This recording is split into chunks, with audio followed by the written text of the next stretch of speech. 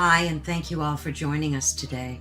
We are broadcasting live on the United Public Radio Network and the UFO Paranormal Radio Network, 105.3 on the Gulf Coast and 107.7 FM in New Orleans. Hello, everyone. Thank you so much for joining us today, and welcome to Ethereal Encounters Unveiled. And as you just heard today, we are broadcasting live on the United Public Radio Network and the UFO Paranormal Radio Network, which is 105.3 on the Gulf Coast and 107.7 FM in beautiful New Orleans. Please join us in the chat. We love exchanging ideas and questions with you guys. So by all means, whatever platform you're in, please pop into the chat and say hello. We absolutely love hearing from you. So today we're diving into a topic that is a foundational on how we experience life. And I think it's often misunderstood. And it's about the profound power of our thoughts and beliefs. We live in a world where terms like manifesting and affirmations are everywhere, especially since The Secret came out over a decade ago. They promise us the ability to create dreams, to shift our circumstances, and to attract what we desire. But for many, despite countless affirmations and vision boards, these lasting reality shifts remain very elusive. And it begs the question, are we missing a crucial piece of this puzzle? And my guest today is a master at illuminating that missing piece. She's a spiritual teacher, a mentor, an educator, and a galactic guide, known for her profound insights into how we consciously can create our reality. She helps people understand not just what to do, but how their inner world truly shapes their outer experience and far beyond surface level techniques. So please extend a very warm welcome to KAren Swain. KAren, I gotta click this button here. Thank you. Oh, darling one, what a beautiful introduction. Master, I'm a master, am I? Love that. Are. I think I'm still a student of all this. I think I'm well. We're all mastering it. We're all mastering it. That's true. We're all students, but we can be a master at the same time, I think. And you definitely are one of them. Let me get your ticker running up here, because I want folks to be able to know where they can reach you. And of course, I will have all of your links in the description of this video, as well as on any social media platform.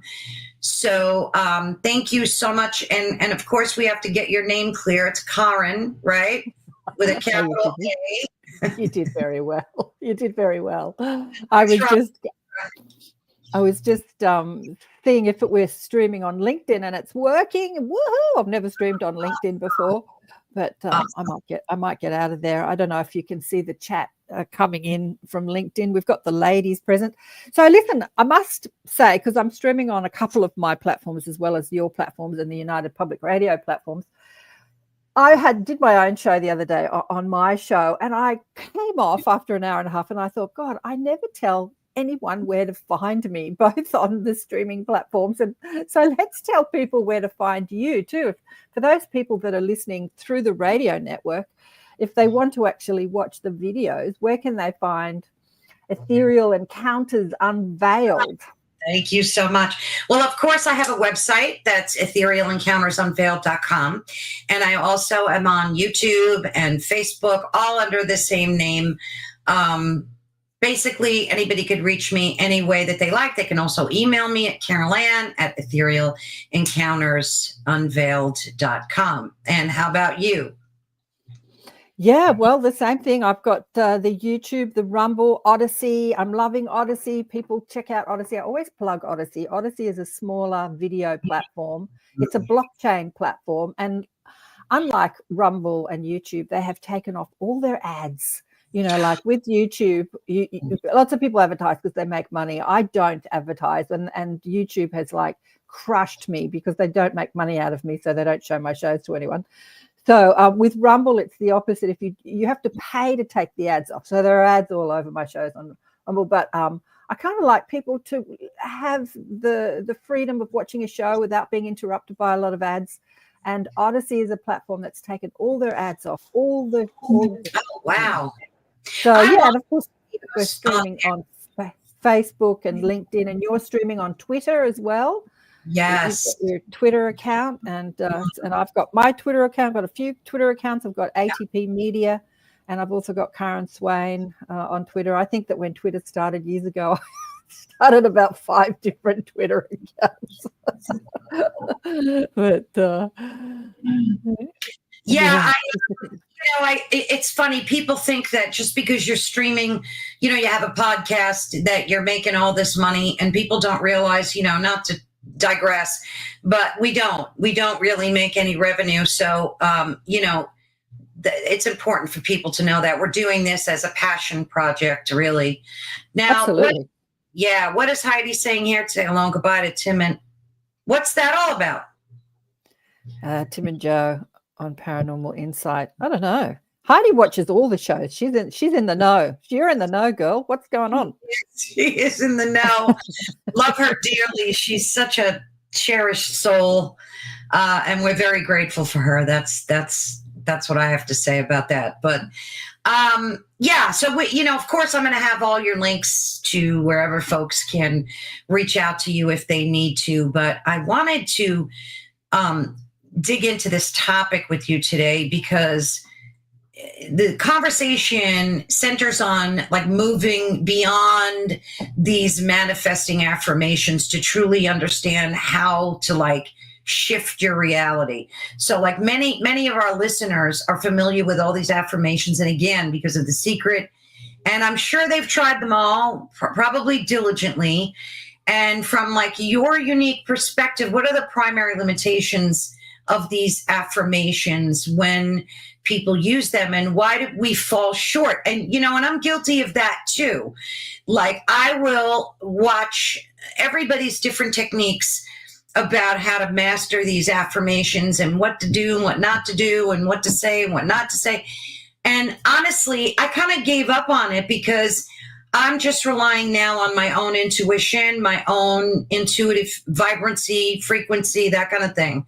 So dig in and let us know, what are we doing wrong here, Karen? Oh, this is such a great question. Okay. Where we fall short is that we have a subconscious belief structure, a programmed belief structure. We are programmed beings. From the time we hit this planet, we get programmed with like our hard drive gets programmed with a whole lot of software, like belief structure that runs our life, depending on, it comes in actually on our DNA, it comes down through generations. We carry distortion through the generations. I always say a lot of the light workers are here. They come into very dysfunctional families. They awaken to their spiritual journey and they do all the healing, and they start unlocking and transmuting and transforming these limiting programs. And as you transform these limiting programs on your DNA and in your subconscious, you do so for your whole generation, both past, present, and future. But where we go wrong with the affirmations, when The Secret came out, people thought that it was so simple to create your own reality. If you've got a program belief that says, everyone's against me, I'm not worthy, I can't have what I want, it's hard to get what I want, I've got to work hard to make things happen, all men are bastards, or, whatever program belief you have. Maybe you had a father that used to beat you up, or he was a philanderer, and you hold these beliefs that this is the way the world works. And belief structure is hard to see because you believe it as your truth. Truth can be like a cement jail. It's like beliefs are as hard as cement, and you're locked inside these belief structures and you can't get out, and you see the world through them, and the world reflects back to you your truth. So you say, see, this is true because this happened to me, and this is true because this happened to me, and this is true because this happened to me. And you don't understand that truth is something that is very flexible. If you change your belief structure, you change your truth. So we hold these program beliefs, and then we say, I want to be rich. I want to be in loved. I want to attract a lover. I want. And I'm going to affirm I am lovable, or I am beautiful, or I am rich. But you're bumping up against your belief structure. And what is manifesting in your life is not your affirmation, but your truth, your belief structure. So that's when we have to delve deep into what is it that I believe, which is easy to see. I remember hearing once that some guru teacher was saying, you can't see your subconscious thoughts. And I thought about that when I was young. And then I realized that is so not true, because your subconscious programming flies out of your mouth all the time.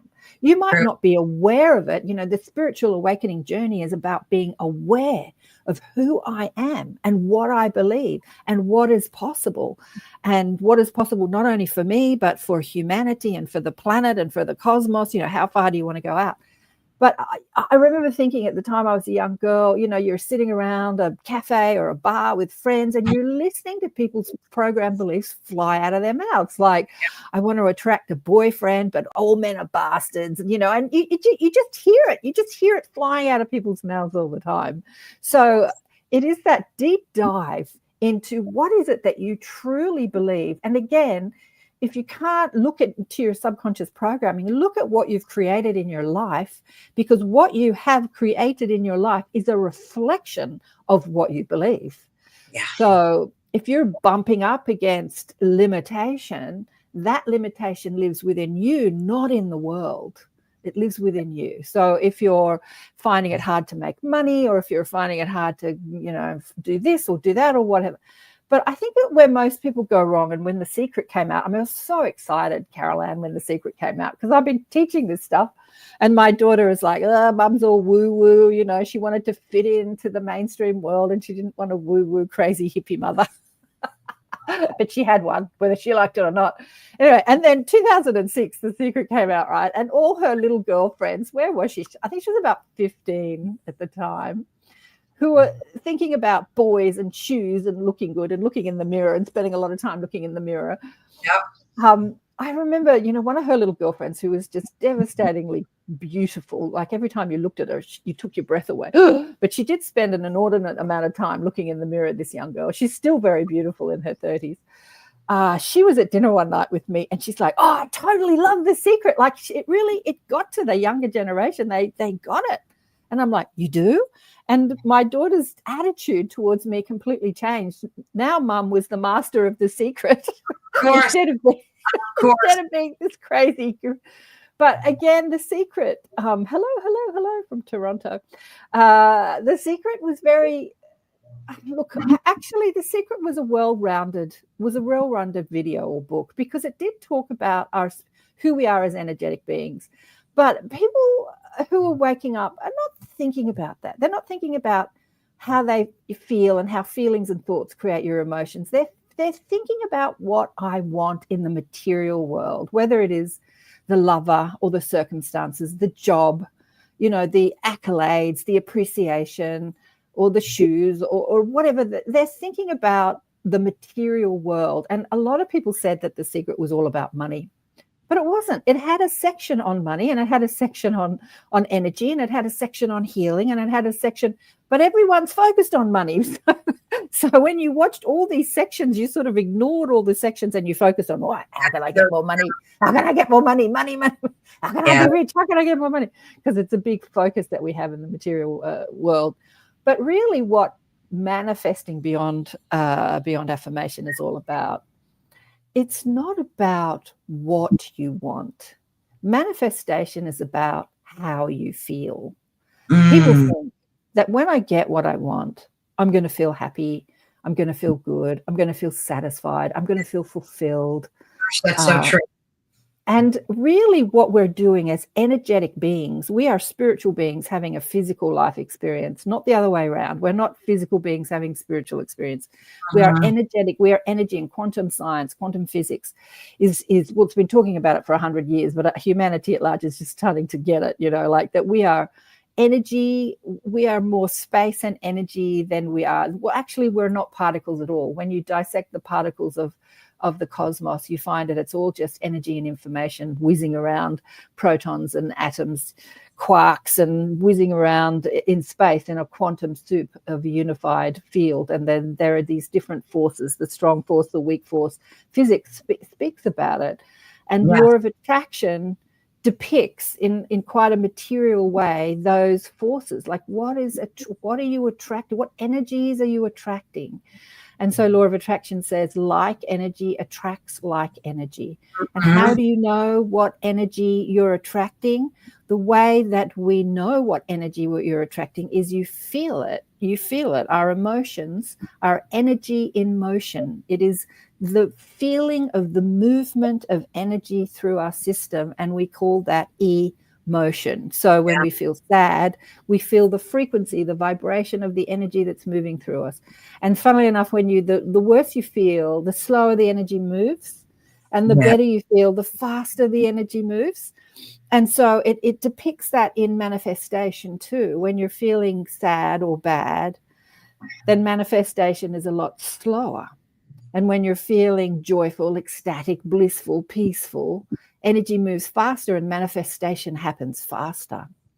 So collectively, we're moving into a new, I want to say dimension, but the guides are saying, yeah, you can use the word dimension. People understand that. But we're moving into a new experience, better word, experience here on planet Earth, where we're upgrading the collective energy, and energy is starting to move faster. Therefore, thought creates quicker, which means that we have to learn to monitor our mood or monitor our thoughts better, because as thought starts to manifest faster, then all those negative thoughts that you have come up in your face, slap you in the face.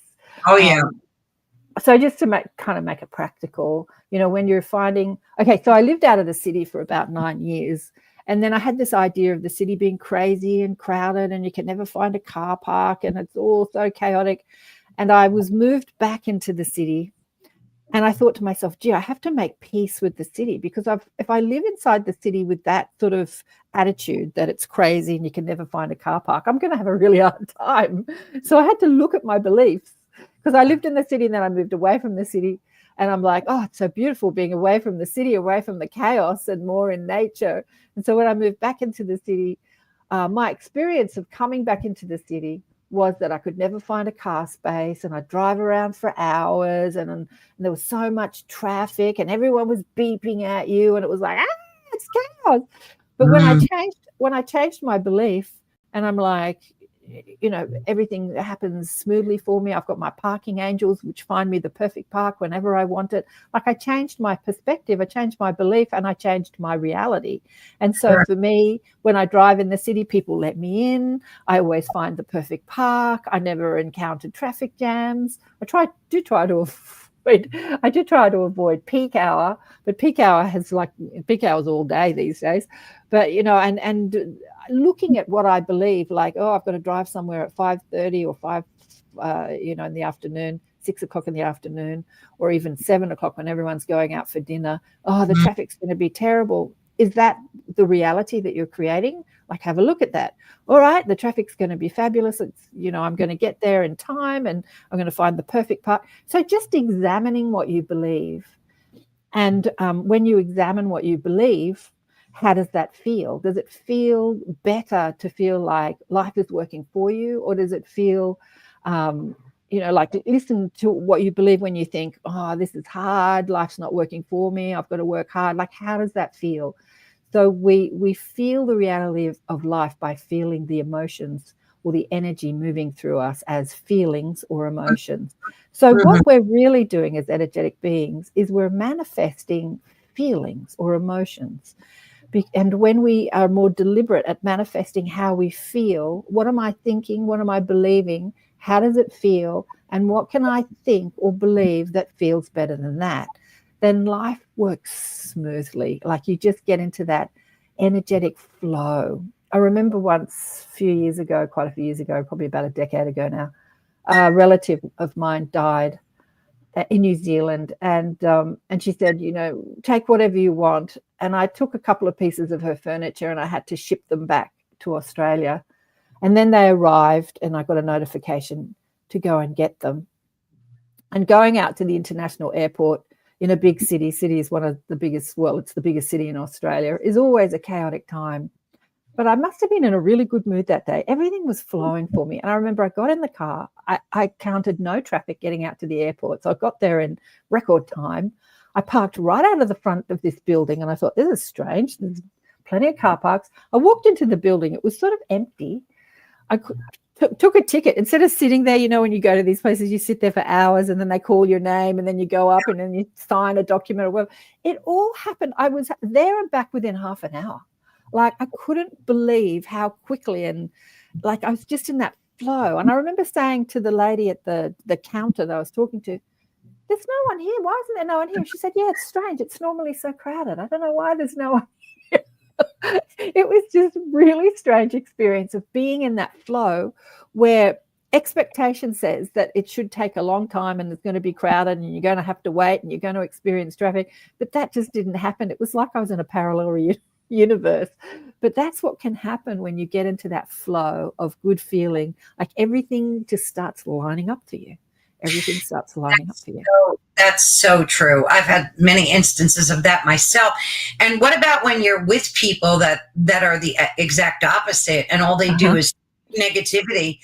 And you can, and especially me as being an empath, and I'm sure you do too, I can literally feel that. It like invades to my core.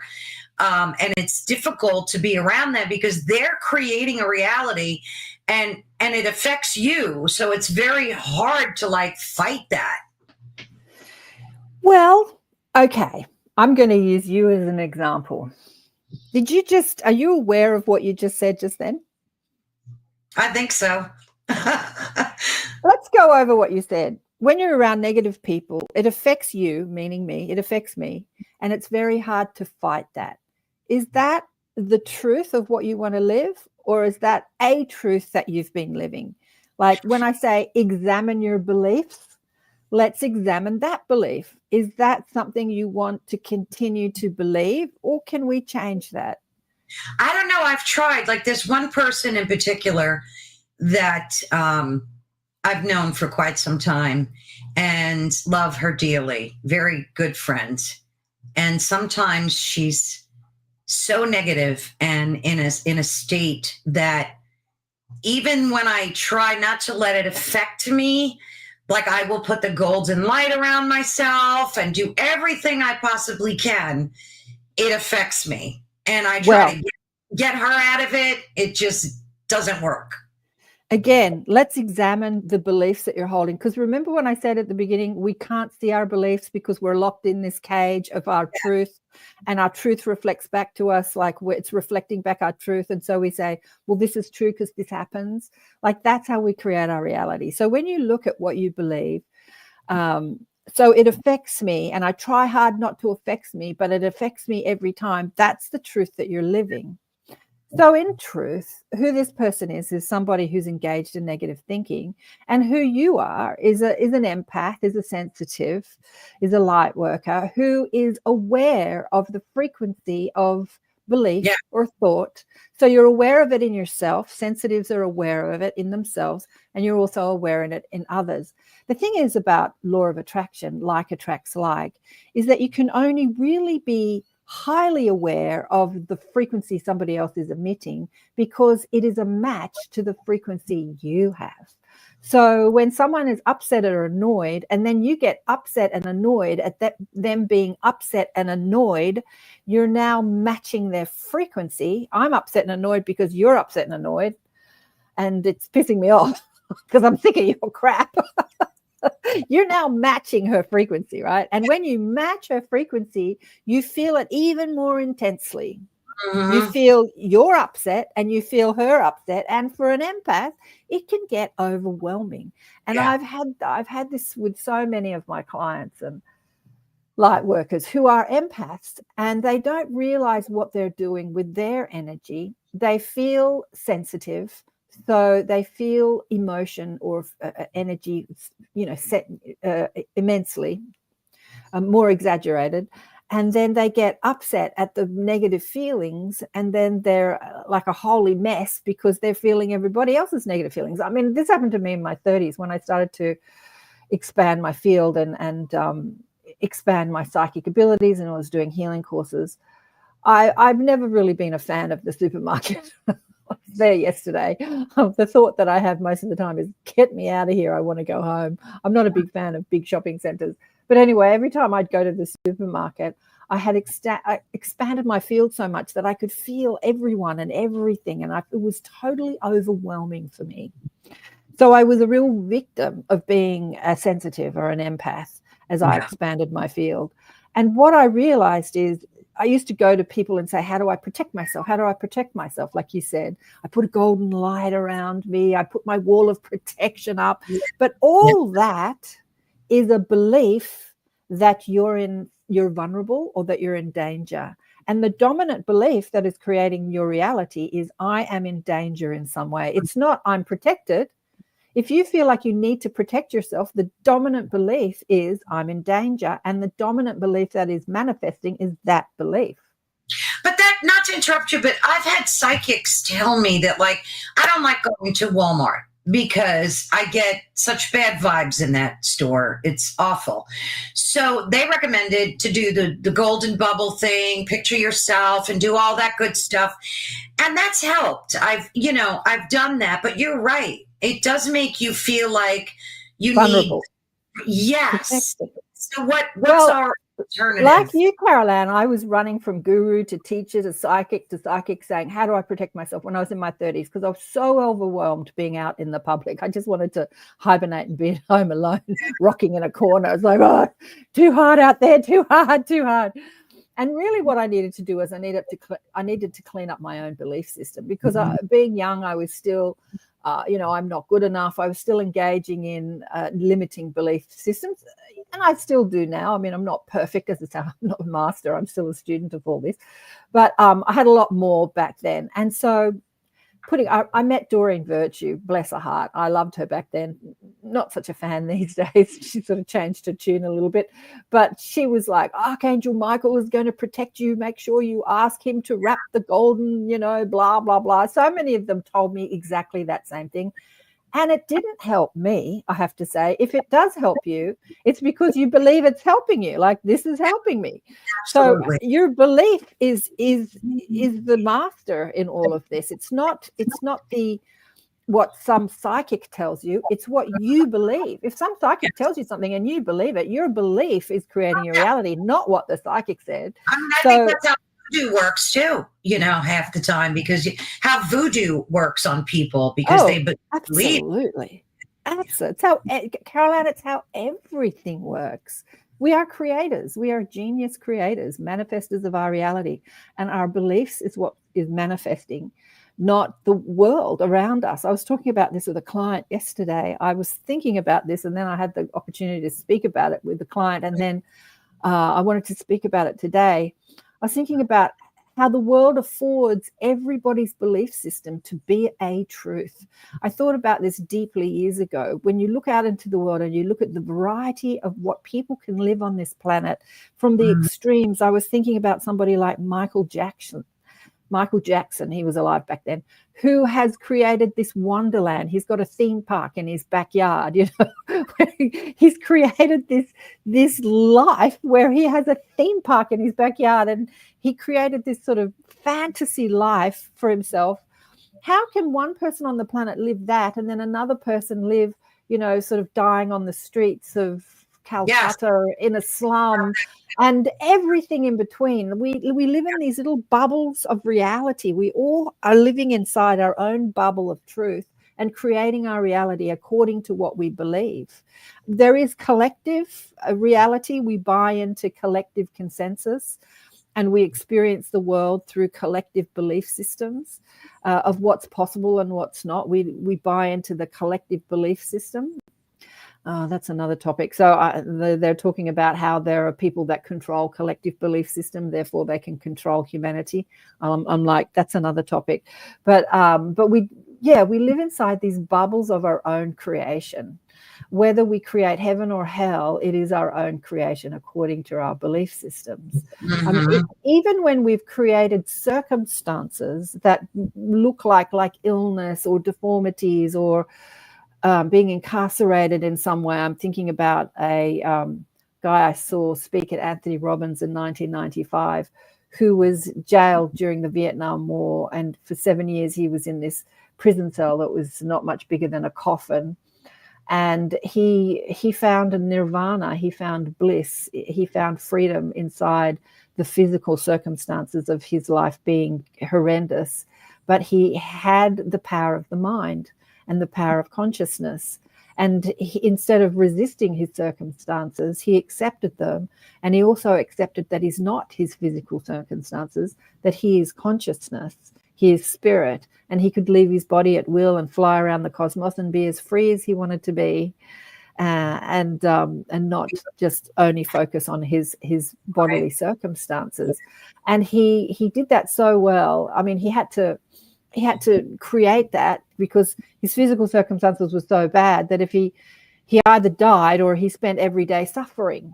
So the two choices, like die or suffer, but I can actually stay alive and not suffer because I have the power of mind. I have the knowing of who I am as consciousness and not my body. And so after he left that experience, he traveled the world until his death, teaching people about the jail cells of the mind. We can live in beautiful, we can live in mansions in luxury and still be locked inside a jail cell of fear and worry. Yeah. Right. Yeah. So it's not the circumstances that creates our life.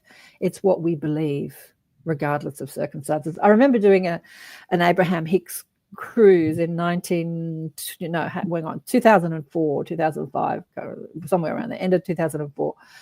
And we had elected to have a cabin that had no windows because it was cheaper and we didn't think we had enough money. So I remember when we got to the cabin, the little cabin had this queen bed in it and only enough room, a couple of feet each side to walk around the bed. It was tiny and no window. And I started freaking out.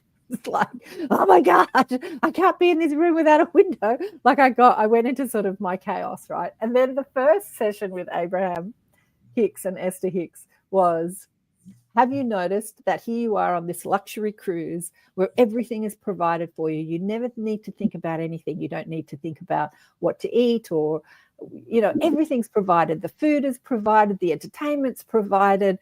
The friends are provided. Like it's all provided. It's this incredible way of living. It's unlike your normal daily life. And you still have found something to fuss and worry about. And I remember sitting there and going, oh, damn, she's right. Like, she's right. Like, wow. And she just sort of slapped me in the face, like, wake up. My complaints about, I can't be in this room. It's claustrophobic, no window, and it's so small and everything. I thought to myself, God, you're only here to sleep. And then you get up and you leave the room. Like, get over yourself. That's right. Yeah. And gratitude is, an essential core piece to manifesting, I believe. Practicing gratitude is crucial for attracting, positive experiences and abundance.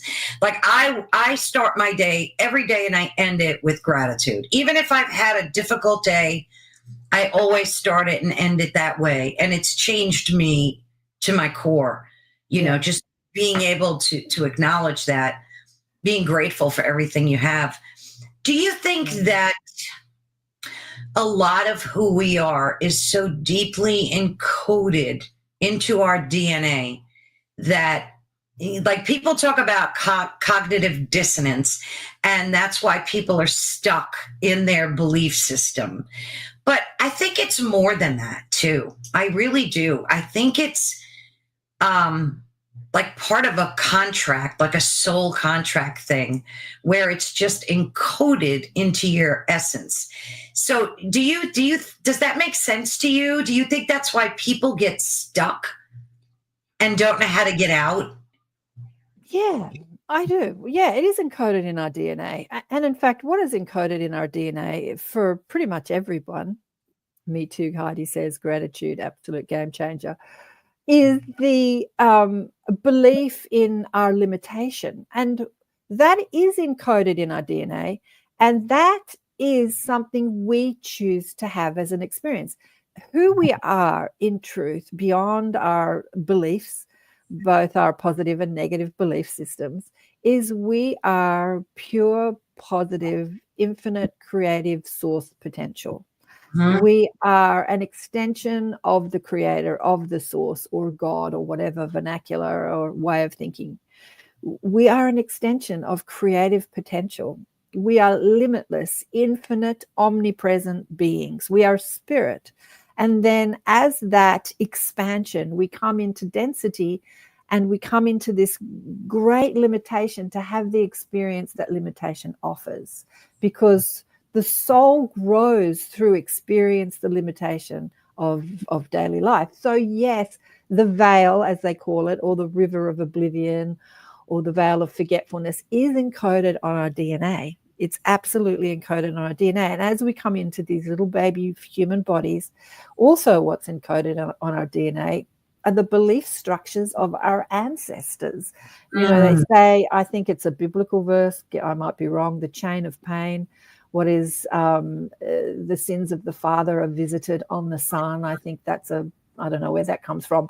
But yeah, that's true. It's like, my father was an angry man. His father was an angry man. I see my brother. I was angry when I was young, explosive anger. And I see my brother, my older brother, just being exactly like his father, and then his father. And I didn't know the other guys because they were dead before I was born. But this anger that they carry, this explosive anger, the sins of the father, the grandfather, the father, the son. And and it is up to the light workers to stop in their tracks and to shift that and to change the encoding of the DNA is not a permanent structure, including the veil of forgetfulness. That's what spiritual awakening is all about. It's about shifting your perspective, shifting your belief system, and reactivating the dormant DNA structure that allows your awareness to come back online and to be more aware of who you are as creative potential, as this extension of source, infinite, omnipresent source energy, and to regain the awareness of your unlimitedness. And that's the journey that we come to embark on when we come into density, such as places like planet Earth. And it's an exciting journey, or not, depending on what you believe. You can think of it as hell, or you can think of it as heaven, depending on your belief structure. But that's what we come to do from your source perspective, from your soul perspective. When you die, when you're people, when you speak to dead people like I do, they never complain about anything that's happened to them on their earth journey, because from that perspective, they see that all of it was wanted and most of it was planned. And they can see that they had a plan, maybe to awaken. And so they've created difficult circumstances in their lives, and they see that in that difficult circumstances, instead of awakening to their pure positive potential, they've delved even deeper into density, and they've become resentful and hateful and all that sort of stuff. And then they'll die and they go, oh, don't, I set that up so that I would expand, but I did the opposite. I went opposite. But they don't say it was a terrible journey. They just said, I can do better next time. I know I can do this. Like, you give yourself the challenge to take on density, as you said, that cognizant dissonance, and to give yourself the challenge to awaken through that. Can I awaken? Yeah, that's the challenge we afford. I love that. I love that. What can we do about thoughts? Like, our thoughts shape our reality in so many ways. Okay, I'm going to come back to you. I'm going to use you, if that's all right. Let's go back to your beliefs about your friend and her negative, her this, I think it's an American word. It might just be an English word, but I heard Americans say it, orneriness, when you're Yeah. ornery. So they're sort of pissed off at everything, like not angry, but sort of like just pissed off at everything and nothing's right, and just orneriness. Anyway, and how that affects you. So as somebody who believes in your sensitivity, you could also say my sensitivity is my superpower, rather than my sensitivity hurts me because I feel her anger or her upset, and then I feel it and then I get upset. But as I said, your upset at her upset is what you feel. First of all, you feel your upset, and then now you're available to feel hers as well. So if you didn't get upset at her upset and you saw her as someone struggling, also wanting to feel good, but not knowing how, and you can sort of see her with gratitude of like, wow, you're a reflection of how easily that we can get upset as humans. You're a reflection of me and how easily I can get upset. And see her upset with gratitude rather than with upset. Now you're not a vibrational match to her drama, to her frequency. And so now you don't feel her negativity as sensitively as you have in the past, because you're not judging it as harshly. Right. And you're coming from a place of compassion and gratitude and love. And from that place of compassion and gratitude and love, you can literally steer her out of her story into a different story. And I have done this umpteen times with friends who don't understand how this works. I don't hang out with too many. I mean, those friends have sort of like disowned me now because I've become a little bit too weird for them. But I used to go out with old school friends to dinner, and they would get in their drama and talk about all their upset and instead of being upset at all their upset and feeling like it was boring and all that sort of thing, I would steer them away and so change the conversation. Have you seen that the latest movie that came out, or the latest this or this? Talk about something that was more uplifting. Yeah. I mean, I think that, like, even with family members, we have, I'm sure each and every one of us can tell a story about a family member that's like that. And you love them dearly and you don't want to discount them. You want to be able to validate their feelings. But at some point, you have to make a decision. Like, I made a decision not to be reactive to it. So I may feel it, and I can't help but feel it, but I'm not going to react to it. And that I find to be very beneficial. Absolutely. You can be an empath and feel what somebody else is feeling, but it doesn't have to affect you negatively. Because if you take judgment off of feeling, so what we do is we feel the energy moving through us, and then we judge it as good or bad. Right. So we feel upset, and then we say, I don't want this. This is bad. I don't want to feel like this. You're making me feel like this. And all that judgment is creating even more energy in your system that is a match to what. So judgment is such a powerful way. When we endlessly, as humans, we endlessly judge good and bad, good and bad, good and bad. You are good and you are bad, and this politician is good and this politician is bad, and yet, like, the world at the moment, like especially America, it happens in Australia too. They're judging one politician over the other and their policies, and everyone's up in arms. Like civil war is about to break out because of these good and bad and what's right and wrong. We just love judging, and we had a brilliant teacher that came to Earth about 2,000 years ago. Thou shalt not judge. And we're 2,000 years into his teachings and we're still not listening. Like, thou shalt not judge. But yeah, so when you make something good or bad, again, a belief system, is it really good? Is it really bad? It's just your perspective on it. It's not really the truth. It's just your truth. Yeah. Then you're in a world of trauma. But if you see negative emotion as feedback, rather than judging it as good or bad, like I don't feel good and this is bad, Rather, I don't feel good. And this is feedback that is informing me about the frequency that I'm engaging in, the vibration that I'm emitting right now. What belief is that attached to? Now, this is the way that we can transform our subconscious belief programming. Like, we feel the emotion that is arising at the time. And instead of saying, I feel terrible, I need to get away from you because you're pissing me off, it's like, I feel terrible. What am I believing? Like, what am I believing?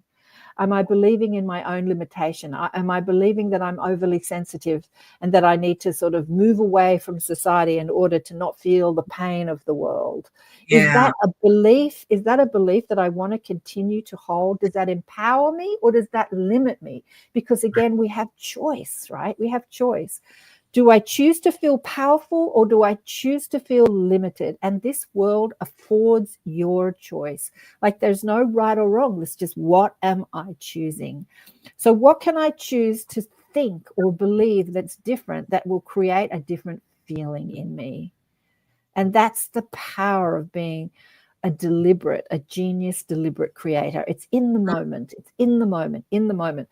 Being grateful in the morning and in the evening is a beautiful thing. I had a client the other day who wakes up at 5 o'clock every morning and he does about an hour prayer of gratitude every morning, like you, Caroline. And yet he still struggles with things manifesting in his life. So it's not the be all and end all to everything, because he follows a particular spiritual doctrine and they've instructed him to do this practice, but he's still holding beliefs inside his own subconscious that is limiting him to be able to really manifest, because he's a real giver and server and light worker, to really manifest what he wants to manifest in this world. And so we looked at the belief structure, the subconscious belief structure that was holding, and we looked at where it was coming from. Some was coming from past life, some was coming from his DNA lineage, and then we gave him the opportunity to transmute those and transform that. A lot around abundance too,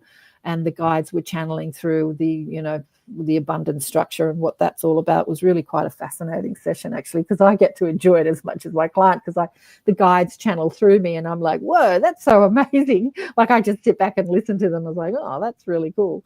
But yeah, but being gratitude in the morning and evening is wonderful. It will transform your life. But can you be grateful in the moment? In the moment that you're bumping up against negative emotion? Like, I'm grateful that I can sense the feeling within me, the frequency within me, because it's informing me. It's feedback. It's informing me about what belief is active in my vibration. And so when I am aware of what belief is active, it's like the program in your hard drive, you bring up Zoom or you bring up a program and it's now running like StreamYard. It's now running on your screen, and you know that it's running because you can feel the frequency of it, and the frequency of it is emotion. So I am aware of the program that is running in my computer, called my brain or my body or my life, what's active in my vibration. And as I'm aware of it, can I change it? Because you can't change something that you're not aware of. So awareness is such an important part of being I love that. That's so true. Yeah. What do you struggle with? Do you have any limiting beliefs? Sure. I'm human. Exactly. What are some of the tough ones for you, if you don't mind? I tell you what's a tough one. The tough one, there's not a lot these days, but there's still a few. And one of them is weight. So every day I think about losing weight, and every day I just enjoy food too much, and I think, oh, I'll do it tomorrow. Oh, I'll do it tomorrow. And that's like gone on for 20 years, maybe 30 years, maybe my whole life. Like, there are periods of time where I do go on diets and I do fasting and I exercise and I lose a bit of weight, and then I go, oh, bugger this. And then I start eating again and I put it all back on again. But I had a funny experience with a client the other day. So she was saying, have you read the book, Autobiography of a Yogi? And I was channeling the guides and I said, oh yeah, he's one of my buds. And so Yogananda popped in and he started channeling through for her because she was really connected to his energy as well. And the first sight of him I saw was him in this long shift. They wear those sort of long shirts. And it was sort of like a pale orange color. And he was rubbing his belly. And I looked at him, I said, what are you doing? He's rubbing his belly. And he's saying, do you like my belly? Because he was somebody that held weight, right? And he was rubbing his belly. He was doing this for me, not so much for the client. It was making me laugh. And I'm like, why are you doing that? And he said, do you appreciate my big belly? And I was like, what's all this about? And he said, you're always complaining about your weight. Like you, I had a lot of weight on my physical form when I was alive. In India, being overweight is revered as a sign of prosperity. But in the West, where he spent a lot of time teaching in the West, so for people that don't know who Yogananda was, he was an Indian teacher, spiritual teacher, who came to the West, America, and taught people about yoga of the mind, not the postures yoga. Right. And he had a big following.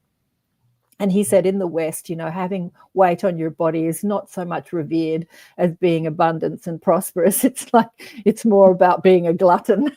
It just made me laugh. Weakness. It's looked at as a weakness, really. As a weakness, exactly. And he just pointed that out. He was just giving me an opportunity to see weight differently, like rather than judging it as bad because I'm entrenched in a Western ideology that says being overweight is bad. And he was saying in India it's revered as prosperity, and I'm like, right, You made a good point.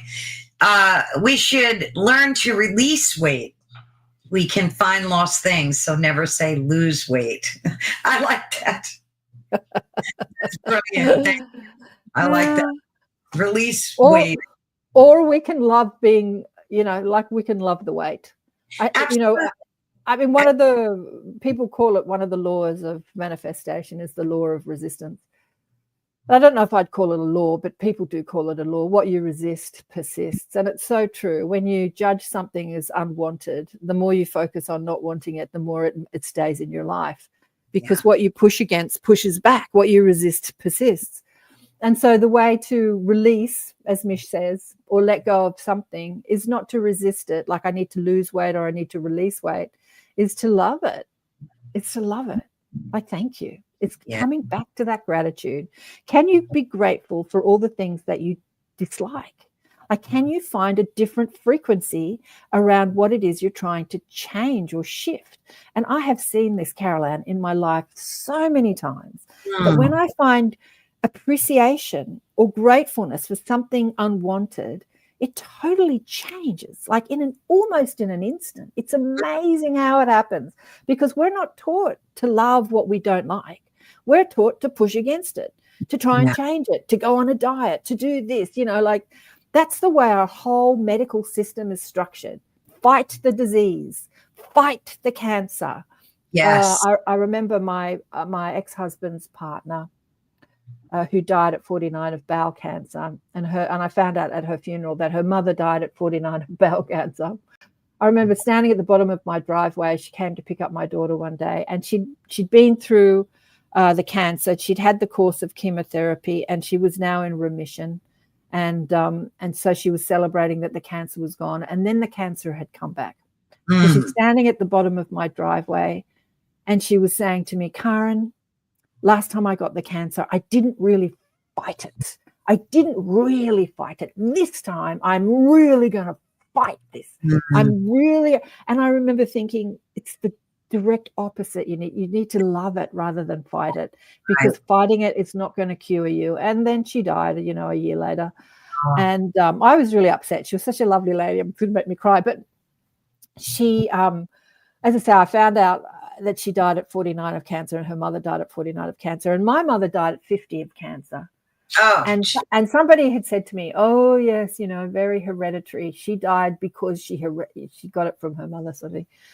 But I don't think she got the cancer from her mother. I think that she carried the distortion, of the belief system that could activate the cancer.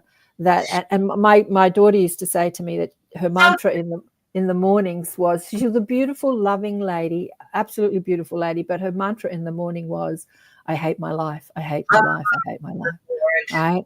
So when she died, I was really upset. And she came to me. I was shutting the curtains one day, might have been after the funeral. And I was thinking, this didn't need to happen. I wish I could have, spoke to her about her beliefs and helped her change her beliefs. She didn't need to get sick and die, because I felt like I didn't die of 50 of cancer like my mother. She didn't need to either. And she came to me, and this peace descended on me, shutting the curtains one day. I just felt this absolute grace and peace just wash away all my frustration and anger and worry. And she said to me, nothing has gone wrong here, Karen. Everything is as it's supposed to be. Do not worry for me. I am not suffering now. And I'm like, oh, it just reminded me that, death is not the failure to heal. Death is a choice to live. Yes. Yes, absolutely. Gosh, and so much of our external world is filled with, especially, this is why I don't watch a lot of TV.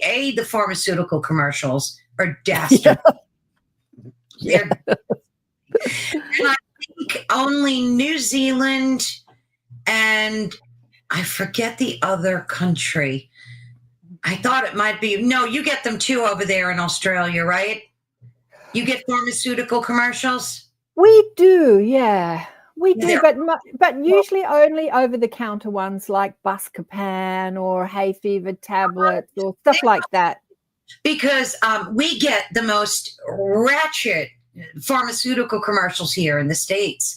And you'll be like watching a show that you enjoy, and all of a sudden you get this awful, depressing pharmaceutical commercial about a woman who's fighting breast cancer and you need to take this drug or whatever the topic is. And now we're trying to outlaw them.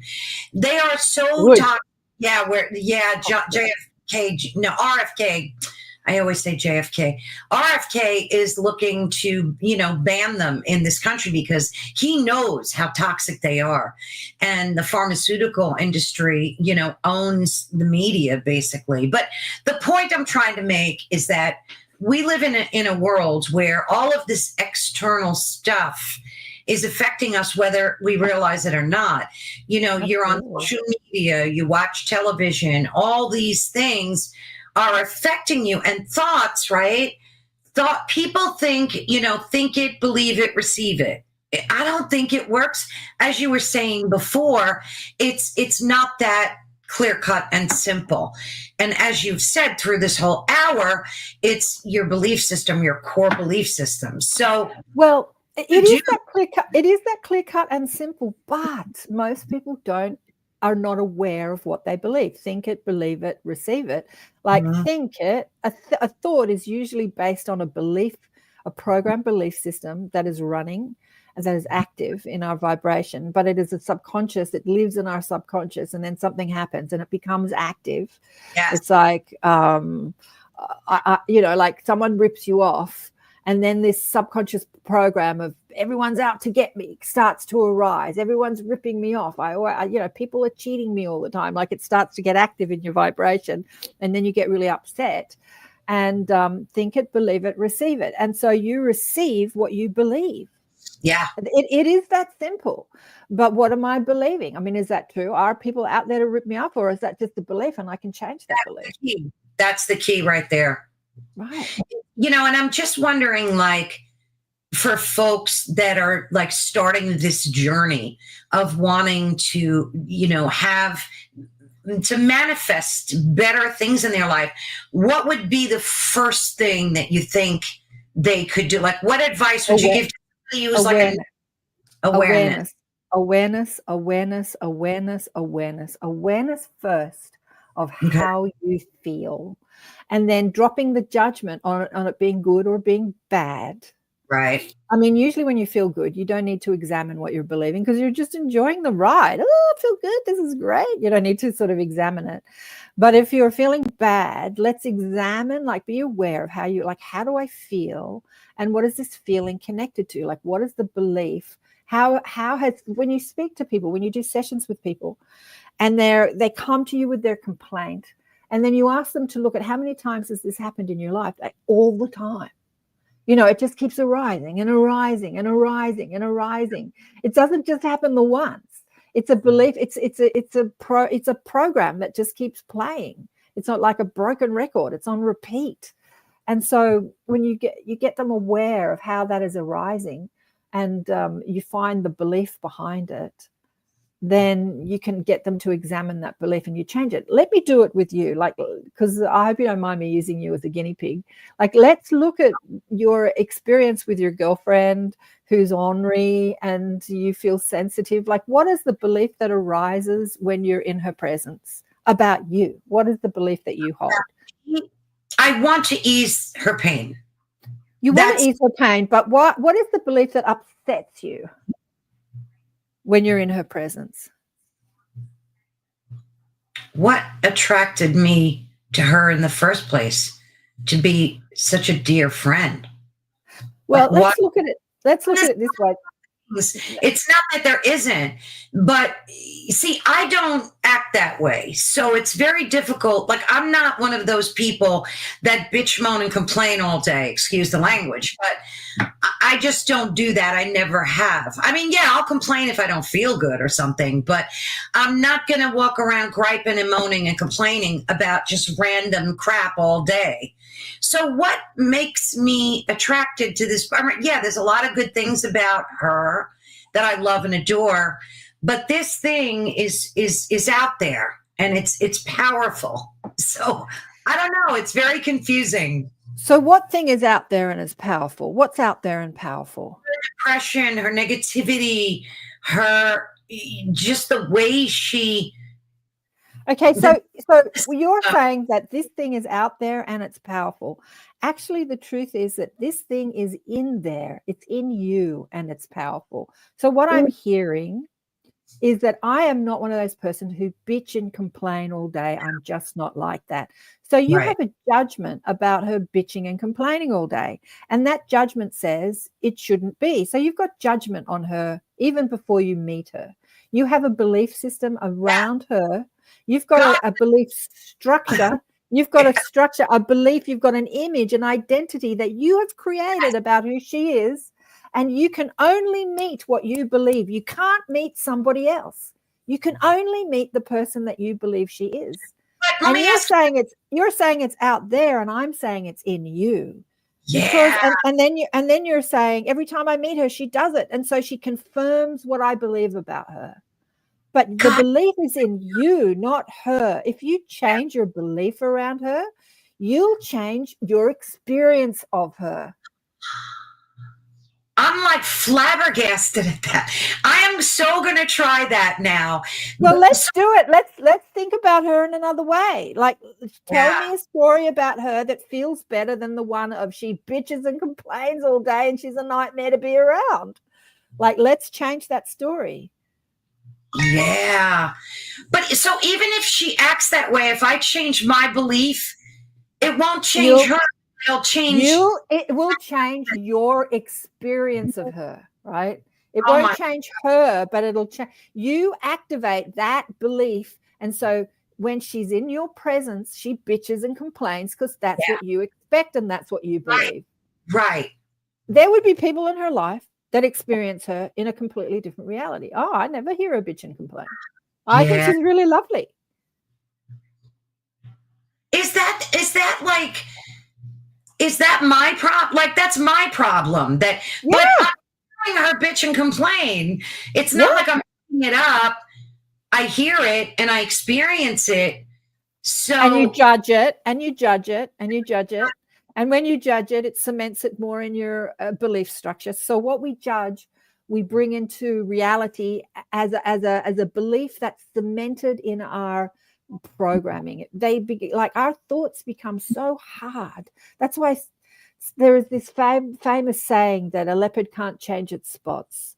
And I used to say to people, if that is true, then all the work that I do is for naught, because of course a leopard can change its spot. You can't change the way people think, because that is like the thoughts are so solid. They're like cement jails. and people want to argue for their limitation. This is my experience, and it's not my fault. It's their fault. And let me tell you why. And let me tell you why it's bad. And let me tell you why. And let me tell you how I feel. And let me tell you why. Let me tell you. And they just want to, and you want to say, but you're an unlimited being, a creator, source of source energy. You are a spirit having it. And they say, that's bullshit. I just want to complain about my life.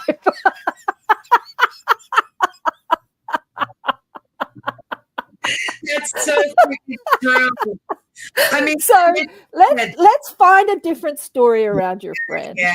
Like, tell me a different story. It doesn't have to be she's a beautiful, loving lady, and every time just a different story. Like, what are some things you appreciate about her, or that you admire about her? Her kindness, her generosity, Okay. her love for animals. I love that about her. She's so passionate about animals that I love that. So when you think about her, rather than thinking about her as an ornery complainer, you can think about her as a kind, compassionate, giving person who loves animals. And when you encounter her next, if that belief is active and running at the time that you encounter her, you will have a completely different experience of her. You will create that active experience in your world. Remember, I said we create these bubbles of our reality based on our beliefs. Like, our beliefs create our reality. And people say, but people are the way they are, and I can't change them by changing my beliefs. Yes, you can. You can change your experience of them. Like, you could come up against a mass murderer and find them a really nice person if you had a belief around them being a nice person, regardless of who they are and what they do. You can change your experience with them. You can, and that's so true. And I really try my best not to be judgy and judge people, but we all do it. So let me ask you this. If you look at modern psychology today, you'll see it all over Instagram, all over social media, doctors telling you, oh, if there's a narcissist in your life, you have to cut them out. It's all their fault. Don't be around negative people. Yep. And that's all BS too. I mean, that is all a part of the system that is constantly pumping out messages of how limited you are and how powerless you are. Fear-based messages. I mean, the whole reason, Carol Ann, that I went on radio to start with was in 2009 that I first had the idea to go on radio. Was I had, learned about deliberate creation and law of attraction, as I said, and, we'd sold lots of DVDs of The Secret, and I was into it. I was into it for years. And I looked out, I had done an energy healing course in my 30s. I was in my 40s at the time when I started radio, and I had learned about brain waves and how, depending on the way we're thinking, we have different brain waves. So when we're in active thinking like this, we're in beta brain wave, and then alpha is more like a meditative state, a focus state, a concentration state. And when you shift into different brain waves, you recall more memory. And as you move into theta and different levels of theta, deep theta, you can have access to the Akashic, you have access to your subconscious, you have access to the Akashic, the superconscious, and you can move into brain waves, the delta, and so on and so forth. So I realized that one of the things that puts you in a theta brainwave is media, music, television, is because you move out of beta into a concentrated state. Like when you're watching a screen, watching a movie, so you move out of the thinking, questioning mind into the observing mind. And then as you get into it, you move into a theta brainwave. And so your mind is much more open because you have more access to memory and subconscious beliefs in the deeper brainwaves. And then you're getting all these messages bombarding your subconscious and programming your subconscious. And the messages are, you're limited, and this is what you've got to fear. You're limited, and this is, and it has been done deliberately. Like the powers that be want to pump out these messages. Look at any ad, like even a lipstick ad or an ad for fashion tells you that you're not beautiful enough, you're not thin enough, you don't look good. So buy my product and then you'll look better. I mean, everything is telling you how you're not enough. And when I realized that this is the way our world worked, I'm like, damn. And that's when I thought, I want to get on those airwaves and start pumping out different messages. Like, you're amazing. You're an extension of source energy. You're unlimited. You're a deliberate creator. And that was my whole reasoning for going on media to start with. I have to say, when I moved radio stations, I moved to a station that didn't have a 7-second delay, and I couldn't have people call in like the public. I used to get the public to call in and ask questions. So that's when I started interviewing people and sharing people's stories. And I wanted to share people's stories of overcoming and their extraordinary stories, and stories of how, like spiritual awakening stories and stories of overcoming illness, and so, to show people possibility of what is possible. Like because the narrative around illness, like a cancer diagnosis, used to be a death sentence. And when you put people on that said, well, I meditated and my cancer disappeared, it just shows another perspective, a new perspective. Yes. And so that was one of the reasons that, I started interviewing people. And as I say, the rest is history. 16 years, 15 years later, I'm still doing it. Yeah. Wonderful. It's a blessing. Now, Misha's asking a great question here. So, and I would add to that. She said, can we change? Yes, but should we care? Should we care? Not really. But, how people see us is how we see ourselves.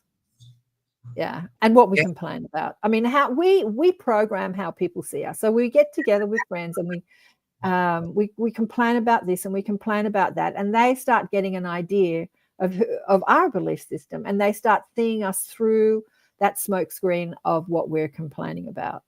And we can change how people see us. Absolutely, Mish. In fact, we're doing it all the time. Like, what are you telling people about yourself? Yeah, what are you telling people? I'm limited in this way. I can't get that. Like, I remember I used to complain about money a lot when I was younger, because I was always struggling with money. And people always saw me as someone who was poor and lacking. But that was my fault, because I kept complaining about it. Exactly. Like, oh, you never have enough money. And I'm like, that's not true. It's like, yeah, you complain about it all the time, how you never have enough money. And I'm like, oh my God, I programmed that in them. Like, that was me doing that to them. They didn't see me as abundant. I mean, that's different now. I stopped complaining about money, but do you know what I mean? Like, sometimes I have some and sometimes I don't, but I stop complaining about it. So, and most of the time I talk about how everything shows up when I want it. Yes. And so people start to see me as more unlimited rather than limited. Yeah, we program how people see us. Like, what are you telling people about yourself? Yeah. That brings me to my next question to ask you. Psychology talks about this disorder. I hate to call it a disorder, but a personality trait, I guess, called the imposter syndrome, right? Supposedly, all of us are walking around with this imposter syndrome, meaning that we're not like our real selves. So, like, for example, I was married, as everybody knows. I talked about my poor husband. He's passed away enough. But for 47 years, I was able to be the person who I truly am around him. There was nothing fake. He knew the absolute 1,000% real me. But of course, around other people, you're somebody else. And then, your friends, you're somebody else. Your family, you're somebody else. So how could you constantly change who you are to them if you're not being your true self? Does that make sense? Yeah, it does. And we do this all the time. I was thinking about this the other day, Caroline. I was thinking about the way my daughter views me. And to her, I'm her mother who needs to fix all her problems and be there to support her. She doesn't view me as the funny personality that my friends see.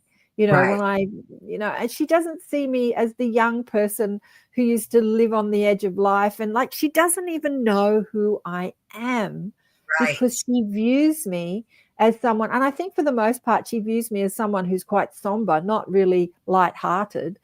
And that's her experience of me. And funnily enough, when I'm around her, I find myself being like her experience of me, like not being that lighthearted. And when I am lighthearted and I do funny things like dance in the car or something, she looks at me in shock, like, oh, mum's doing this. And it's like, but this is who I am.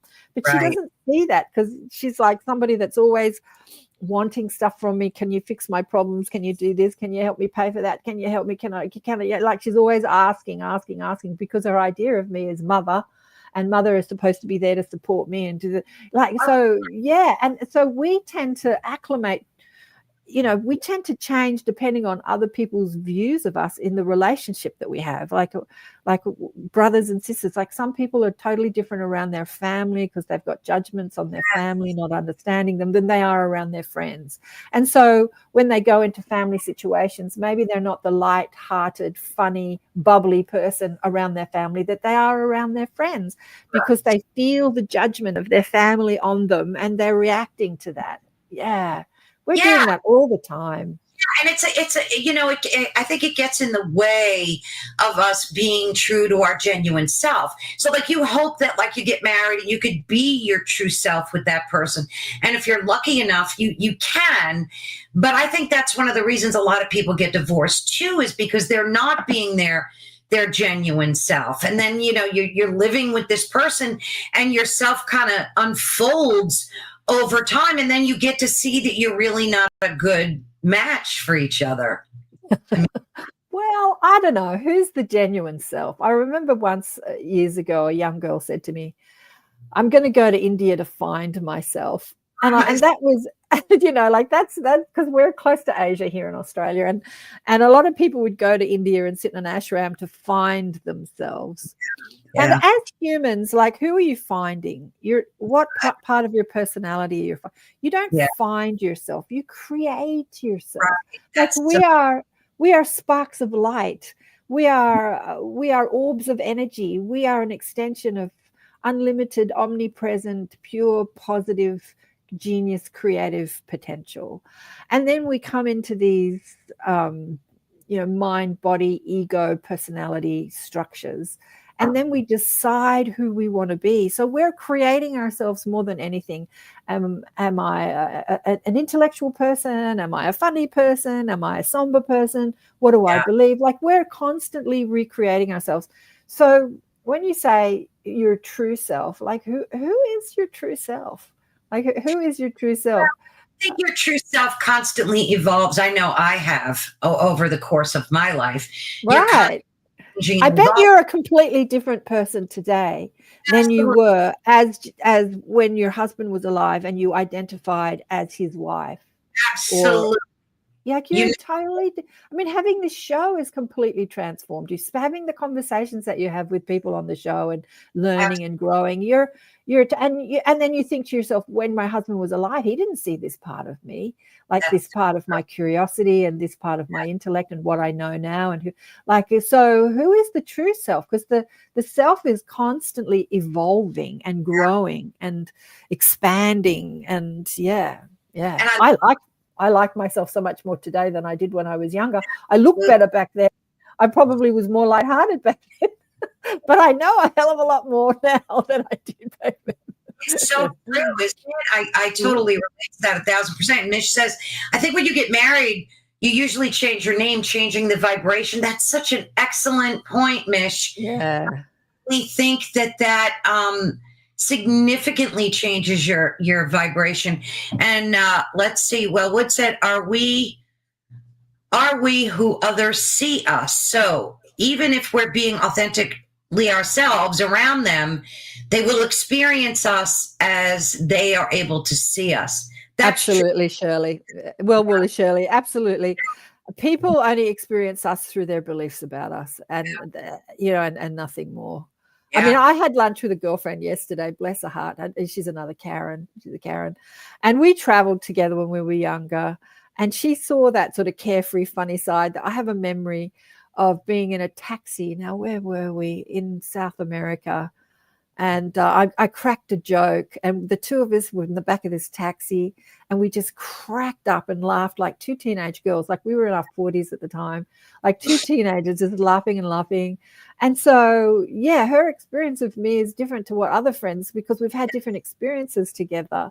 And, some friends will see me as somber and some friends will see me as funny. And everyone has a different opinion. We live inside bubbles of reality of our own creation. And everyone that enters our bubble is still a part of our creation according to what we believe about them. Like, different people can enter other people's different bubbles and they'll be a different person in every bubble because they're reacting to the belief structure that's coming from the person creating that reality. Gosh, that's so true. So, like, I think it's so difficult for people to let go of like limiting beliefs, even when they logically know that these beliefs are holding them back. So, is there like a psychological component to that, or yes, there is a psychological component? Everything is a psychological component. The thought form that I think it's difficult to let go of limiting beliefs is that a belief you want to hold as truth. How about it's easy to transform your limiting beliefs? It is easy for me to transform my limiting beliefs. Okay. It is easy for me to transform my limiting beliefs. All I need to do is be aware of them as they arise. I'm aware of them because I feel the energy moving as emotion. I feel the frequency of the vibration. I feel it as emotion. I feel a little angry about that, pissed off about that, angry, rage, hate, depression. There's different qualities of energy and you feel it as different emotion. And then instead of judging the emotion as bad, like, get out of the judging mind, thou shalt not judge. Stop judging yourself for how you feel and understand that your emotion is your feedback system. It's your feedback loop. Esther and Jerry Hicks, the teachings of Abraham, would say they used to call it Magellan, I think, which was the person that speaks to you in the car that tells you where to go. And they used to use the analogy of when you are going from one destination to another and you take the wrong turn, Magellan, or whatever they call the person in the car that speaks to you, would say, please do a legal U-turn. So they used to use this analogy as if you hit a negative emotion. So you're on a journey from feeling bad to feeling good, and then you hit a wrong turn, and your feedback system is saying, please do a legal U-turn, like turn your feeling around, turn your belief around, turn it around, turn it around. And we are the only one that has power to turn around our beliefs. Nobody else has control over what we think. They might think they do by pumping out message after message after message after message on our television screens and our YouTubes and, of fear, fear, fear, fear, fear. They might think they have control, but ultimately they do not. I mean, there was a program, I said it's probably still a program, called MK Ultra, where the military was exploring just how much control do we have over how we can program people and make them think. I've had people on my show, KAren, that were part of that system, and they divided into 350 different personalities to survive the MK Ultra. It's a fascinating thing, but we are the only ones that are inside our heads and have awareness and have the control over how we think and believe. And so instead of judging our emotions as bad and blaming somebody for how we feel, or blaming the world for how we feel, like what's happening in the world or what we're watching on our screens, just look at that bad emotion as feedback and say, what is it pointing to? What belief is active in vibration? What am I believing to be true? What am I believing to be true? And so when we're looking out at the atrocities of the world, and we start getting really angry and upset, we can look at like the world is an unfair place. People are out to get us. I live in this terrible place. I mean, amongst the light workers, you hear it so often, get me out of here. I want this to be my last life. This is such a terrible place to be. I want this to be, I'm never coming back to this terrible place. I mean, what belief is active in your vibration if that's your belief? You're believing that you're in a place that you're not safe in, that you don't like, instead of I live in a paradise of this earthly reality, and I have the ability to create anything I want to create. All I need to do is monitor my thoughts and be aware of what my belief systems are, and use my emotional guidance system as guidance. Emotions aren't there to torture us. They're there to inform us. Yeah. Gosh, that's such a point. I mean, yeah, we need to be concerned about what's happening, the chaos that's happening globally, but I'm not going to let it wreck my day. That's for sure. I'm still going to do what I need to do, and try and be a positive force in other people's lives. I mean, it's upsetting to see, and it's scary. Like, I won't walk the streets past 10 o'clock at night. That comes under self-preservation, and being smart. So, and do you think all this stuff, though, gets in the way of us manifesting? Like, of course, fear is the mind killer. It's going to get in the way of manifesting what's good for you and right for you, right? So how do you control that monkey brain part of you that always wants to stay in a state of fear? Make a choice. I want to live in a state of grace. Or make a choice, rather than saying I want to live in a state of grace, I live in a state of grace. And speak to your guidance. Speak to the first guidance we have is our emotional guidance system. So our emotions are guiding us. They're pointing to the beliefs that are active in our vibration. But we also have, guidance from our spiritual teams and our angels and our galactic mob. We're not alone in this experience called planet Earth. We are never alone. In the team books, Francis Reiki channeled 4 team books called The Team from her spirit guides, and her dead mother who had died. She spoke to her on the other side, and she started channeling exalted wisdom. And then her team came on, and the books are amazing. And she says, you're a part of a team, a spiritual team that is as close to you as breathing. You're not even operating as one person. Like, we're not operating as one person. We're operating as a team. We're part of a team, a spiritual team. And so speak to your team and ask them to show me the beauty of life. Show me the magnificence of who I am. Show me how I can think about this in a different way. Like, rely on the support that you have, because you're not alone on this journey. Mm-hmm. You have infinite support. You're an extension of source energy, and you're a part of a soul group. You're a part of your higher self. We are magnificent beings of love and light, of infinite creative potential, infinite genius, and we're never alone on this journey. So speak to that part of you that is not your ego personality that's worrying and bitching and complaining. I mean, love that part of you. She's a part of your human journey. Don't judge her, or the ego in others that bitches and complains. Like, love it. Like, that's the fun of the ride of being human. We get to bitch and complain, create hell on earth if we choose to. Yes. But I choose to create something different. Show me how to do this. Show me a different thought. I love it. Allison said, yes, I've been guilty in the past about not wanting to come back. I've chipped away over that. And I hear that, don't walk into the light. It's a soul trap. It's reincarnate. Yeah. And that's absolute BS. That's just more fear being pumped out. Like, whenever you're hearing, okay, this is a great analogy. Fear, FEAR, false evidence appearing real. Yeah.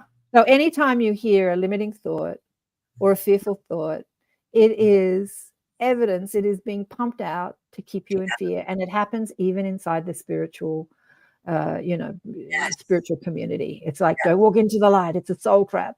I mean, that's fear, because who we are, we come from a realm of pure, positive energy. God is love. God is not fear. Fear is a created construct that we get to play with if we choose to.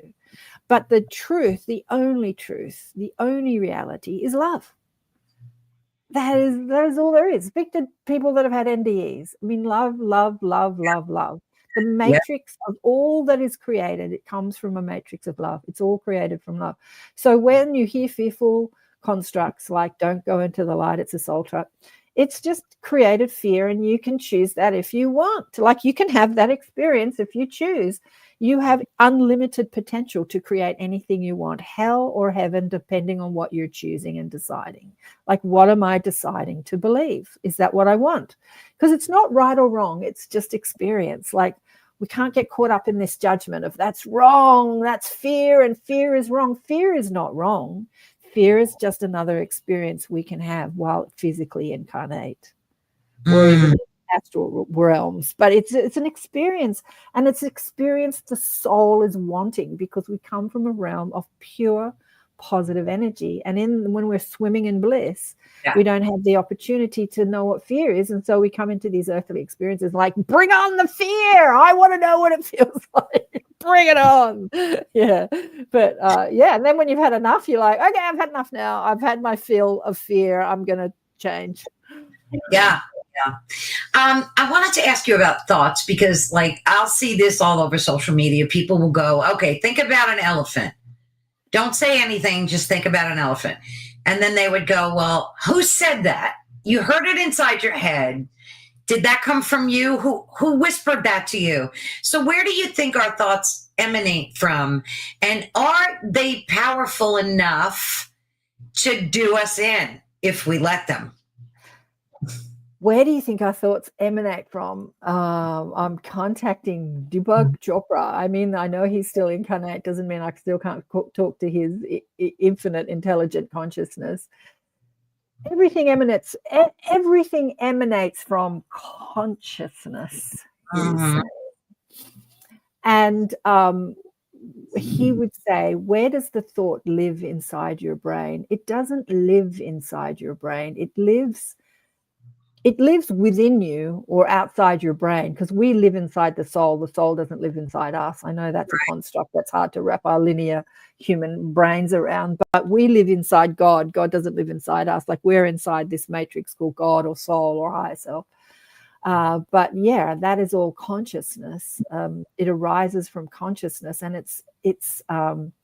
it's interpreted through the mechanism of the brain. In order to have this conversation, KAren, we have to understand English and language, and this is all being interpreted through our brains. If I was talking to you in another language, your brain wouldn't, maybe wouldn't understand me. So, when we're outside of language and physical life, we're not speaking English. Like the thought is not in French or English or Arabic. So what is it? Like, try and wrap your head around that too, because we think in language. So it's interpreted through the brain, but it arises from consciousness. So when somebody says, think of an elephant, then consciousness manifests that image through the interpretation of the language and interprets it through the brain.